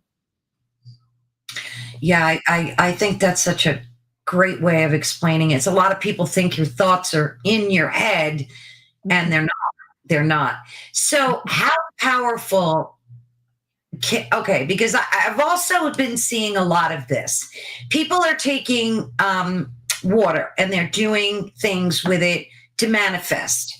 So if they want to get a new car, if they want to get a new home, they're writing it on a piece of paper and they're putting a bottle of water on top of it next to their bed at night and drinking from it. Oh, interesting. I haven't heard that. Well, if that floats your boat and lights you up, and if you believe that's a good thing, do it. You get to create your reality according to what you believe. But I think there is a belief, and we see it as our reality. Water magnifies. I mean, water is an amazing construct, H2O, hydrogen and oxygen. And water does magnify. So often people who want to speak to their spirit guides or their guidance will get messages in the shower or maybe when they're swimming, because that's magnifying the frequency or the desire. It's magnifying the energy of your thoughts. So like crystals activate and magnify too. But depending on what you're thinking, what are you magnifying? Are you magnifying your negative thinking? You're magnifying your positive thinking? But I guess that you could see that as a magnification. And I don't think you need to drink it. But if that makes it stronger and makes you believe it more, do it. Like it doesn't really matter. It's like medicine. I say to people who are sick, they come up, they get diagnosed with some disease and now they want to fix it. What should I do? Shall I go to the doctor and take the drugs? Shall I go to the naturopath and change my diet? Shall I fast? Shall I meditate? Shall I do energy healing medicine, Reiki, massage? There is a plethora of different modalities that we can engage in order to try and fix ourselves. Yes. And it doesn't really matter which one you do, as long as you line up with it, meaning you believe it'll work. So whether you have the drugs, or whether you meditate, or whether you have the energy healing or the sound medicine, or you change your diet or you fast, if you place your faith and belief in that, if you say, this will fix me, this will change me, then you create that. I once met a chiropractor who was telling me about a surgeon that he knew that used to do surgery on his patients, but he didn't actually do any surgery. He would just put them in the operating room, cut them open, stitch them up again. And the patient would heal because they believed they had the surgery and they had put faith in the doctor. And It's interesting. And it's interesting that we call the places that we go and have surgery theatre. Yes. Theatre. It's like the theatre. I went to see John of God back in 2002 with actually the girlfriend I had lunch with yesterday. And they offered physical operations or energetic operations where you would sit in a room called a current room and you would meditate. And then the spirit doctors would come and operate on you and heal you. Or he could cut you open and stitch you up. And she had one of the physical operations where he cut her open and stitched her up, but he didn't operate on her. He just cut her open and stitched her up. But again, giving her that theatre, and everyone, she was standing on a stage and there was everyone in the room watching her. There was this theatre involved in this operation. And the more what's the word I'm looking for? The more traumatic the theatre, the stronger the theatre, the more you believe, like for some sitting in meditation is not enough. I need you to cut me open to know that I've been healed. It just depends on your belief structure. And yes. Double-blind studies are done all the time using placebos, and lots of the placebos have a better effect than the actual medicine. Yeah, exactly. Well, I don't know if they have a better effect, but placebo is just showing you about belief. If you give someone a pill and you say this pill is going to affect this part and it does this and it does that, and you tell them all about the pill and double blind studies and people on this pill, like 90% of them have this, you're programming that person. You're programming them. It's like, right, I have this problem and this pill is going to fix me and it's worked on all these people, so it's going to work on me. I mean, you're convincing people. You're convincing people. And the more powerful the healer, whether it's the energetic healer, the meditation teacher, or the surgeon, the more revered and the more power you put in that person, the more faith you put in that person, the more likely you'll be healed. Going back to my ex-husband's partner, they weren't married, but they were like husband and wife, who died of bowel cancer. She wanted to meditate and heal herself that way. But unfortunately, I was just the ex-wife, so I really wasn't a part of her inner circle. So I really couldn't dole out any advice to her. But all the people around her said, no, you need to do the allopathic treatment, because if you don't, you'll die. And so they forced her into the allopathic treatment, and she never really wanted it. She really wanted to go and meditate. And that frustrated me too, because I was kind of like, yeah, life could be easy, because she didn't line up with the allopathic treatment. She saw it as and it's torturous. All her hair fell out. She was vomiting all the time. But she did go into remission. And so she thought, right, it fixed me. But as I said, the cancer came back, and then she went back into the allopathic system. But really her heart was saying, I want to do it a different way. But everyone around her was saying that you'll die if you don't take the allopathic treatment. There's such belief around the allopathic treatments. Exactly. Look at what we went through in 2020, right? I mean, like, whoa, there's such belief around it. Mind you, that foundation of the belief around allopathic treatment shook. It shook during 2020, 2021, 2022. It shook. There's less stronghold nowadays. I always feel so bad for people in even in countries like yours during that whole nightmare, talking about the pandemic, because they gave a lot of you guys. I mean, they did it in the States. Well, they did it around the world. Be careful of what you say, platforms. But I don't know what the censorship's doing. But yeah, they did it around the world. I mean, they really did. Like we were forced into submission, and that tough thing relating to your girlfriend's, that was your girlfriend, right? Yeah, that when it was my ex-husband's partner, the one that died. But it was interesting to see during 2020, because I had been a naturopath and a healer for years, and I'd seen a lot of people do healing courses and a lot of traction run inside the sort of alternative health industry. I had a doctor on the show years ago, and he said inside the allopathic industry, surgeons and doctors, mainstream doctors, they don't even think about naturopaths or the alternative. They're not even a blip on their radar. They are so convinced that this is the only system that works and all the rest is just woo-woo crap, that they don't even think about it as a possibility. And I was wondering what, if that was changing. And then during the 2020 experience, I got to see just how powerfully that allopathic system has a stronghold on humanity. It was really interesting to see that. And I also got to see how the faith in that industry waned with a lot of people. I went to one of the protest marches and I was speaking to someone there who I felt like she was the voice of many that were there. She said, I have always engaged in this form of treatment. All my kids have had, all the treatment. But when they tell me I have to have it, that's when I started questioning them. Right. And I'm like, right. As soon as they make it mandatory, that's when they didn't give you a choice. That's when people started to say, why? And so it shook the foundation of that stronghold, which was really interesting. Yeah. I highly doubt that will ever happen again. I think people won't tolerate it. I mean, that's what I believe. Now, let me ask you this. Like even for myself, through my own experiences, there's always been a gap between, I'm going to try to explain this the way my brain is trying to, a gap between like old and new beliefs. So when you're trapped in an old belief system, I mean, perfect example, what the beautiful example you gave of me trying to think differently and letting go of the way I see my friend, right? And I never thought about doing that. I just never did. And I didn't believe that I was judging her in such a way. Even though she is that way, I'm still judging her. So what does a person do when they're like right now, I'm in between struggling with my old belief and my new belief. It's a perfect example.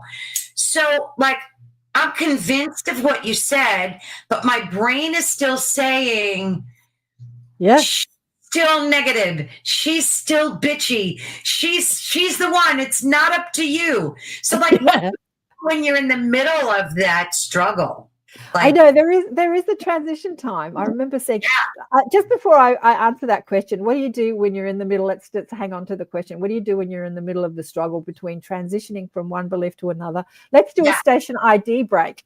Go for it. Station ID break. Okay. I mean, I love to do station ID breaks, but we're going to be coming to a close shortly. But yes, please. Thank you all for listening, of course, to Ethereal Encounters Unveiled. Today, we're broadcasting live on the United Public Radio Network and the UFO Paranormal Radio Network, which is 105.3 on the Gulf Coast and 107.7 FM in New Orleans. Yeah. Thank you so much.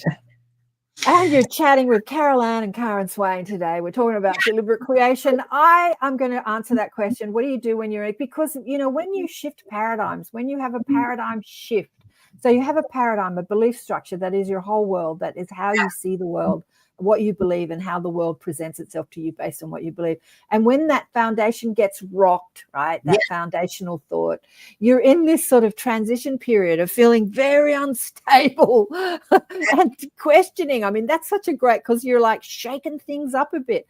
I remember once my cousin came out from overseas years ago. It was when my daughter was 8 and she's in her 30s now. So it was a long time ago. And she came with all her beliefs about how she hated this and hated that and blah, blah, blah. And I started rocking her world. And she started being a less negative person and hating her mother and hating this and hating it. And she started to think about things differently. And she had this belief system that everyone was out to get her and everyone was jealous of her and people were jealous of her. That was her foundational belief system. Her mother was jealous of her. Her girlfriends were jealous of her. You know, like it was really based on a deep-seated insecurity, although presenting as bravado. So she started to change, and I watched her changing. And she started to be more loving and started to talk to more strangers and be more loving. And just before she left, because she was on holiday, even though she was born in Australia, she was still living overseas. She had this moment of snapping back to the old belief where she's like, you're just jealous of me. You're out to get me. And just before she left the country, we didn't have a fight, but she sort of threw all this old belief back at me. Even though she had shifted, it like snapped back. It's like, like you pull the rubber band and then it snapped back. And I was really shocked. I thought, wow, I thought you were changing. You know, I thought you were feeling more loving and more accepting of yourself and others. And now it's like I'm the enemy and I'm out to get you and I'm jealous of you. It's like the old belief came back. But yeah, that happens. You know, you go back to the old belief because it's comfortable. It's like an old slipper.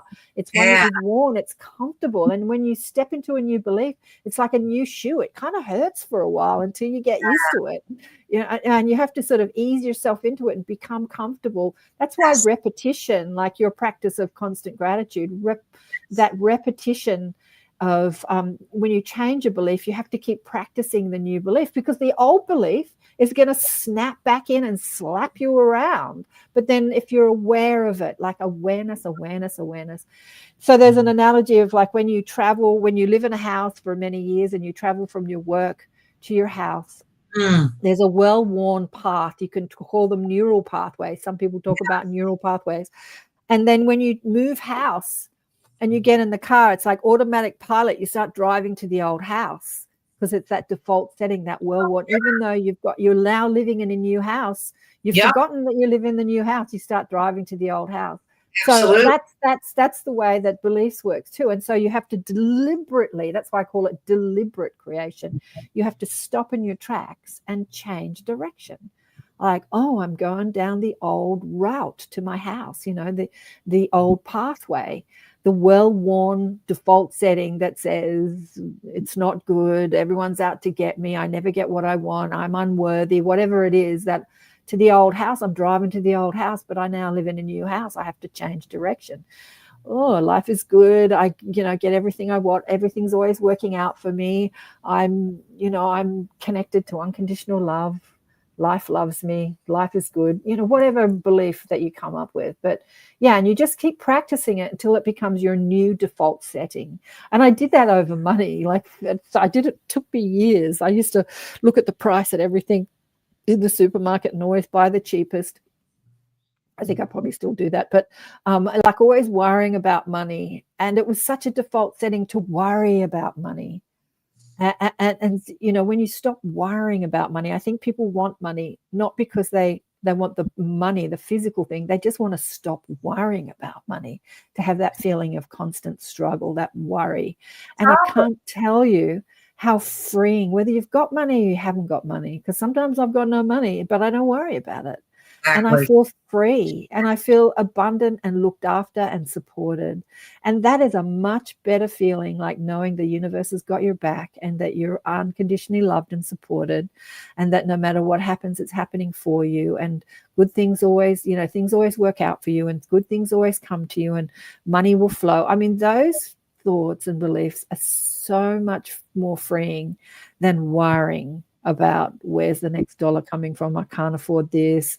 I can't have what I want. I can't do what I want, you know, feeling limited and trapped and inside that jail of your belief system. Absolutely. Yeah. It's awful to have that burden on your back.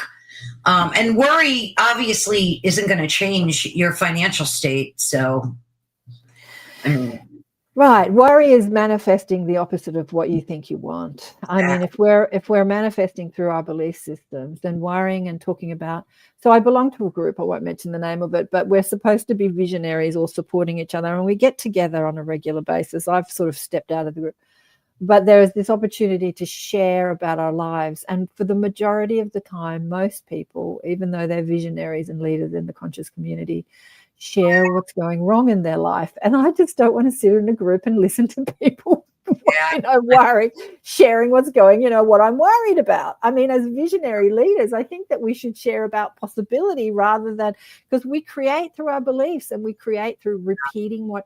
So when you're constantly telling people what's going wrong in your life, you're just restamping it, you're reprinting it, you're remanifesting it as you focus on it and speak about it and think about it. Like, what can you think about? What can you speak about? What can you imagine? What can you, like, how far can you go? Like, if your imagination, if your thoughts create, like, where do you want to go? What do you want to think about? Possibility. I like thinking about things like the reality of teleportation and the reality of, the new earth and how everyone comes together in unity. We had a conversation on the show the other day about AI and how AI is changing the game. And one of the concepts that my guest was saying that he predicted in 3 years, 3 billion people will be out of work. And instead of that being a bad thing, it's like if 3 billion people or, if most of the planet are out of work because AI has taken over, then the whole system and the whole structure of our society will have to change. And we can engage in more creative pursuits rather than that drudge, that treadmill of working a job you hate because you need to pay the mortgage. I mean, if you've got all this free time, what are you going to do? What are you going to create? I had someone said to me the other day that AI had taken her husband's job, and then he started a business, invented something, and he's like running his own business and he's using AI to help him invent. And he's like as happy as anything. He was upset at first that AI took his job, but then he came up with this creative solution and started this new business, and he's like loving it. So yeah, there is a transition period from one paradigm to the other where you're in chaos. And that's kind of where the world is at the moment. Like, there's a lot of disruption and chaos as we shift from old ideas to new ideas. Yeah. As you were talking about old ways of thinking to new ways of thinking. Yeah. Yeah. It doesn't always have to be bad, negative, or scary. Right. I mean, and that's what I love about, even the idea of being able to manifest for ourselves. So maybe it's not some magical thing like the secret. Well, here's the thing. I'm sorry to interrupt you, but that's fine. We're not able to manifest for ourselves. Everything that we live, we have already manifested. It's not something that you're going to do tomorrow. It's something you're doing constantly. Everything that's in your life, you've put there. You've manifested it. Good, the bad, and the like. We're not going to manifest. I remember hearing someone in the spiritual community that runs big events saying, I tried law of attraction and it didn't work, so I moved on. And I just laughed at that, because you can't. It's like I tried gravity and it didn't work, so I moved on. Like, you can't try gravity. Gravity is a law, as law of attraction is a law. It is happening. You don't learn about it and now you're manifesting what you want. You learn about how you're already doing it. Like, everything that's in your life is there because you believe it to be so.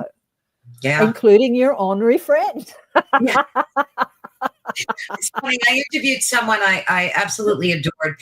And he said to me once, I'm great at manifesting. He's like, I needed a couch and I manifested it and it came the next week. And then I needed new carpeting and I manifested that and it came the following week. And it's so true. We are constantly making our realities reality. Well, what we're doing is we're constantly engaging in our belief system. Yeah. So what we're manifesting is our belief system. And then life is coalescing around the belief system and manifesting as physical reality, whether it's health in your body or stuff in your house, or circumstances of your life. But if we bring the focus off the stuff, like I'm getting a couch, a car, a lover, a house, money, if we take it off the stuff and bring it back to inside ourselves, that's what, happiness is within. It's an inside job. Happiness is an inside job. Yeah. If we bring it back to the self, what I'm manifesting is my belief systems. I'm creating my belief systems.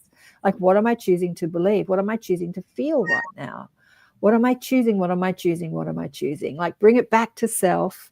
And what am I choosing to engage in? Am I engaging in collective thought? Does that feel good to me? Does that feel bad to me? It's like, where am I putting my awareness and my powerful focus? Because what you focus on, you create. What you focus on, you create. What you focus on, you create. Yeah. Yeah. Karen, I have to say, you are truly a master of this topic. I'm truly a student, darling one. I'm truly a student. I haven't manifested the slim, beautiful body. I had it when I was young. I don't have it now. Beautiful. You are beautiful. That's a fact. But you are so, the way you lay things out for folks so that they can understand. And I'm so glad you cleared up the confusion over, because even like people I know, they'll be like, well, I think it, I believed it. Nothing happened. It's a bunch of crap. So, you've really laid out what we need to do, what we shouldn't be doing. And you are truly a master of, I can see why this is your topic. This is my topic. What I want to say to you, KAren, is I want you to see your empathy as your superpower. Rather than, I hear this so often from light workers, my empathy harasses me, tortures me because I feel everyone's negative thoughts and it's really overwhelming. It's like, my sensitivity is my superpower. I'm sensitive to the frequency of the thoughts within myself. Therefore, I am aware of them. And when I come up with a negative belief, whether it's about myself or others, I now, because of my sensitivity, because of my superpower, I now know I can change that, because I am a genius, deliberate creator of pure, positive, infinite creative potential. Yeah, I am unlimited. You gave me the chills just now. It's funny that you mentioned that, because my whole life I've been told, you're super sensitive, and it was always in a condescending way. You're too overly sensitive. So like, I hid it because I thought it was like a dirty thing to be sensitive. No, it's your superpower.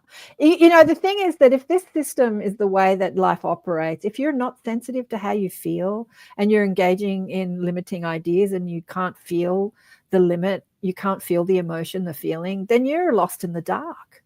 You're hey, Vladdy and Heidi and Shirley and Nish and all the beautiful people online. Thirsty, g'day, Thirsty. Just anybody's question, or she sings her song. I love that. I just want to make sure we didn't miss anybody that asked maybe a question. I was trying to keep my eye on it, but if we did, I don't really see any. I think we covered most of the questions in the chat, right? Yeah, I think so. It's great to have a live audience. Big love to all of you. You're all genius, deliberate creators. Like, make a statement. Who am I? I am a genius, deliberate creator. My sensitivity is my superpower. I am aware of the frequency, the vibration within my being. And being aware of that gives me the opportunity to choose. And when I choose, I can choose, I can choose to feel bad. I can choose to feel good. No right or wrong here. No judgment. It's just what I'm choosing. There are some days where you just want to lie on the couch and, feel like you've got no energy and just watch TV. I do that quite often. It's like, I'm choosing this today. Tomorrow I'll be more active and I'll, feel differently. It's like no right or wrong. Yeah. I would love to do a monthly show with you. I would love to do it. Let's do a monthly show. Yeah, I'm going to talk to Michelle to see if we can add it, like get a new time slot. And let's do it. With you? I adore you. I think you are amazing. And I wish you lived next door to me, because I'd be your best friend. You are my best friend, darling. We just have to get on the Zoom or the StreamYard, the internet, and we just pretend that we live next door. Time and space. I adore you, Karen. I will be in touch. We're going to schedule that. We're going to definitely. Right. Let's make it happen. Love you much, dear. Ciao. Ciao. Thank you, everybody, so much. I can't stand seeing that big picture of me across the screen. It makes me crazy. I have a minute or two just to say one or two things in closing. I loved our conversation with Karen today. I get the chills when she talks. I truly do. Maybe it's because she's so connected to spirit and you can like feel her words emanating through you. She's so incredibly insightful and truly transformative. And she's given us so much to reflect upon and allowed us to like move beyond the surface level beliefs of manifesting. And I'm so glad she clarified so much of it. And it's clear to see that like shifting our reality isn't just about wishing for things. It's about a profound inner alignment and a conscious engagement with what Karen was talking about. Our inner beliefs, our inner core system. So for anybody that's listening who feels stuck, who hasn't seen any results that they desire from manifesting techniques, make sure you watch this again and again. There's so much that Karen said that's truly impactful and transformative. And of course, to learn more about her work and her programs, she's got so many of them, books. A book, I think it's called Awakened by Death. Please make sure that you visit KarenSwain.com. And Karen again, Karen, I don't want to call you Karen. It's Karen. I'm trying. Thank you so much for joining us today. God bless each and every one of you. And again, quickly in closing, you've been listening to Ethereal Encounters Unveiled live on United Public Radio and the UFO Paranormal Radio Network. My dog knows that I'm closing out. He listens for this part of the show, and then he starts nudging me to go out. So let me hurry up and do that. But thank you again. God bless each and every one of you. Heidi, Mish, everybody in the chat, Shirley, God bless all of you. We're so very grateful for each and every one of you. Have a blessed and wonderful rest of your week. Bye-bye, folks.